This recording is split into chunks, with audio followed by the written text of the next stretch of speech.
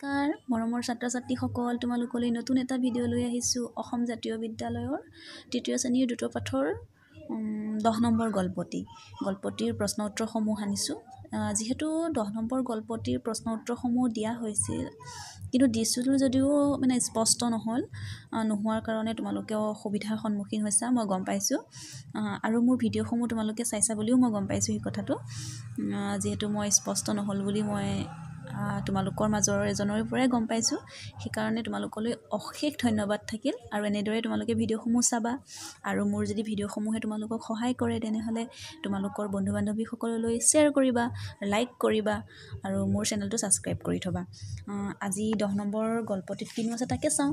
বান্দৰ আৰু ঘৰিয়াল নামত গল্পটি আলোচনা নকৰোঁ, যিহেতু তোমালোকৰ লগততো কিতাপটো আছেই।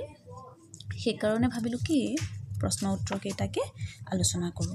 কিনো আছে প্ৰশ্ন উত্তৰকেইটা। ঠিক আছে, আজি আমি প্ৰশ্ন উত্তৰকেইটালৈকে যাওঁ। এইটো চোৱাচোন, প্ৰথম প্ৰশ্নটোত আছে যে জামু গছজোপা ক'ত আছিলে? জামু গছজোপা ক'ত আছিলে? এখন নৈৰ দাঁতিত জামু গছজোপা আছিল। তাৰ পাছত খটোত কৈছে ঘৰিয়ালৰ ঘৰ ক'ত? নৈ মাজৰ বালিচৰত ঘৰিয়ালৰ ঘৰ আছিল। হয়নে বাৰু? তাৰ পাছত কৈছে যে বান্দৰে কলিজাটো ক'ত এৰি থৈ আহিছিল বুলি কৈছিল? বান্দৰে কলিজাটো জামু গছৰ খুৰুঙত এৰি থৈ আহিছিল বুলি কৈছিল। 2 নম্বৰ বাক্যকেইটা প্ৰশ্নকেইটা অকণমান 2-এটা লাইন বেছিকৈ আছে, লিখিব লাগিব, যিহেতু কৈছে 2-3টা বাক্যত লিখিবলৈ। চোৱাচোন, 2 নম্বৰ কটোত কৈছে ঘৰিয়ালৰ ঘৈণীয়েকে কিয় বান্দৰৰ কলিজাটো খাবলৈ বিচাৰিছিল?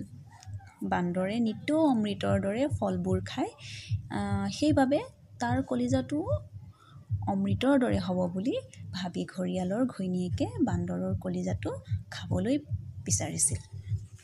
তাৰ পাছত কৈছে যে ঘৰিয়ালৰ হাতৰ পৰা বান্দৰে কেনেকৈ ৰক্ষা পাইছিল লিখিব দিছে।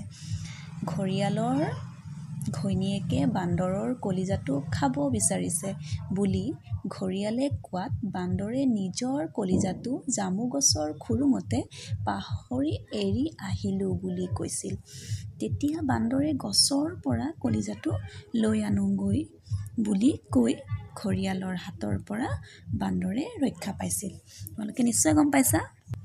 তাৰ পাছত চোৱাচোন, 3 নম্বৰ দিছে কোনে কৈছিল আৰু কাক কৈছিল। 3 নম্বৰত কটোত কৈছে তুমিনো এই অমৃতৰ নিচিনা ফলবোৰ ক'ত পোৱা? কথাষাৰ ঘৰিয়ালৰ ঘৈণীয়েকে ঘৰিয়ালক কৈছিল। তাৰ পাছত খটোত কৈছে যে হেৰা সখী, আজি পলমকৈ আহিলা দেখোন, কথাষাৰ বান্দৰে ঘৰিয়ালক কৈছিল।